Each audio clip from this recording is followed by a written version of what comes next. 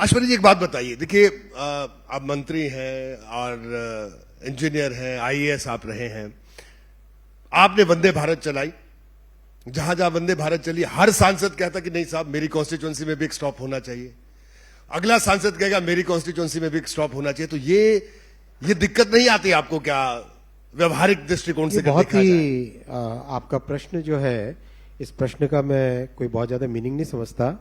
मेरे ख्याल से बहुत स्पष्ट है कि वंदे भारत आज हर क्षेत्र से सबकी डिमांड आ रही कि हमारे एरिया में भी वंदे भारत आए।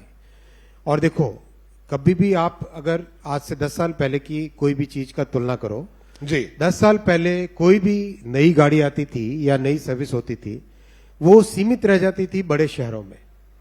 मोदी जी ने एकदम स्पष्ट तौर पे निर्णय लिया कि वंदे भारत भारत के हर राज्य में जानी चाहिए।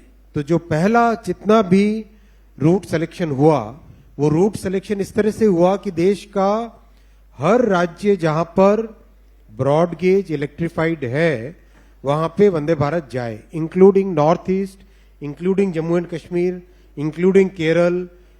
देखो, मोदी जी हमेशा सबका साथ, सबका विकास, सबका विश्वास में भरोसा करते हैं। उन्होंने जहां पर हमारी सरकारें हैं और जहां पर हमारी सरकारें नहीं है, दोनों को एकदम बराबर तरीके से ट्रीट किया और दोनों ही जगह वंदे भारत दी। केरल में तो 150% से ज्यादा इसकी ऑक्यूपेंसी है जी, इतनी सुपर हिट जा रही है। तमिलनाडु में करीब 6 सर्विसेज वंदे भारत की है। आंध्र प्रदेश में, तेलंगाना में जहां हमारी आज सरकार नहीं है, वहां पर भी इतनी बड़ी संख्या में कम से कम 6 या 7 सर्विसेज वंदे भारत की चल रही है। तो हर जगह जहां पर भी सरकार हो या नहीं हो, सब जगह वंदे भारत दी है। बहुत सुपर डिमांड आता है, हर एक एमपी साहब आते हैं, मिलते हैं कि हमारे यहां भी वंदे भारत चालू करो।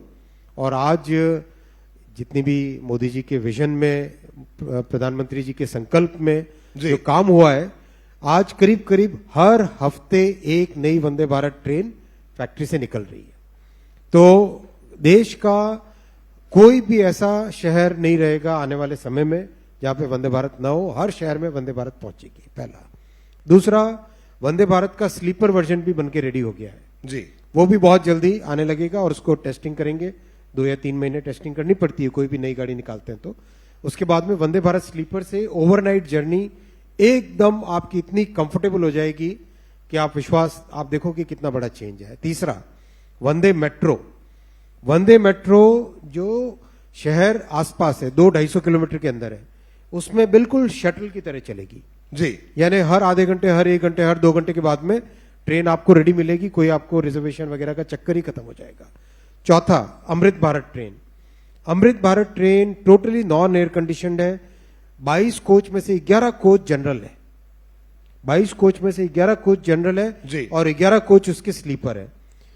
मतलब गरीब से गरीब व्यक्ति भी 1000 किलोमीटर की जर्नी 450 रुपए में कर सके जी, उस संकल्प के साथ चल रहे हैं। और एक और बहुत इंपॉर्टेंट बात है हमारे लिए, अगर ये इनकम का पिरामिड हम देखें तो जो लो इनकम और मिडिल इनकम है वो प्रायोरिटी है हमारे लिए जी।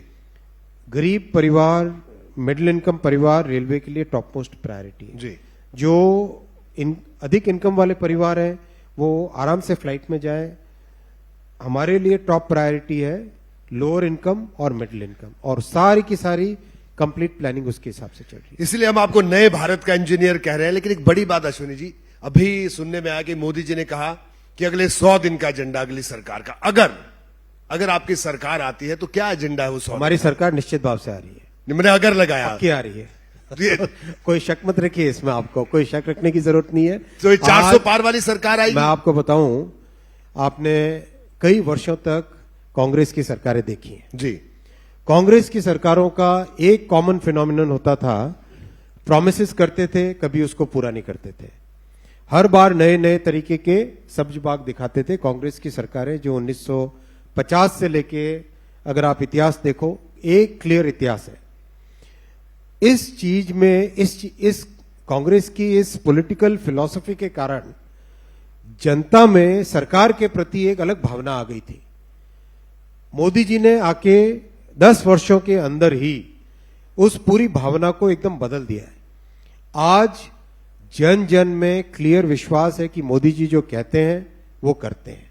जी मोदी जी का अगर कोई प्रॉमिस है वो पूरा होगा।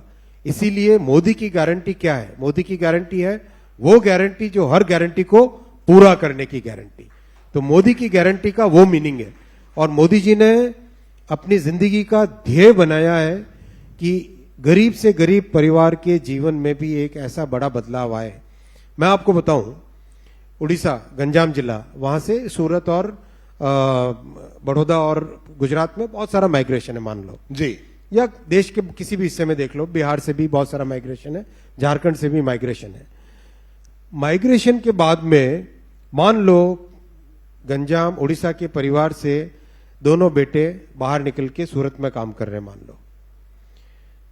वो बेटे टाइम पे खाना पहुंचा पाए ना पाए, अपने परिवार की मदद कर पाए ना कर पाए, आज उड़ीसा की एक एक मां के मन में, एक एक माता के मन में विश्वास है जी कि उसका एक बेटा दिल्ली में बैठा है नरेंद्र मोदी, जो महीने के महीने राशन पहुंचाएगा और गरीब की थाली कभी भी खाली न रहे। गरीब के लिए ऐसा मोदी जी के मन में विश्वास है, मोदी जी का संकल्प है, वो मोदी जी इस तरह का काम कर रहे हैं। इसीलिए आज ना देश के 140 करोड़ देशवासियों में आप किसी को पूछ लो, सबके मन में विश्वास है कि भारत को विकसित भारत बनाने का संकल्प मोदी जी ही पूरा कर सकते हैं। और एक उन्हीं के नेतृत्व में देश को आगे ले जाने का देश ने ठान लिया है। अश्वनी जी, अभी ये जो आपने अभी बात कही, इसको सुनकर तो मुझे ऐसा लग रहा था मैं एकदम खांटी नेता से बात कर रहा हूं। सबको यही महसूस हुआ होगा।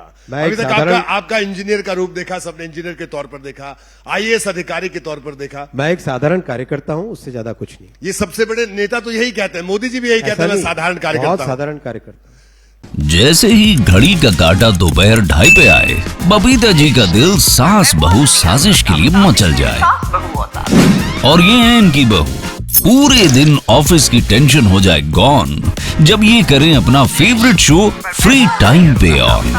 इनकी तरह आप भी देखिए अपना फेवरेट शो अपने टाइम पर और डाउनलोड कीजिए एबीपी लाइव ऐप अपने स्मार्ट टीवी पर।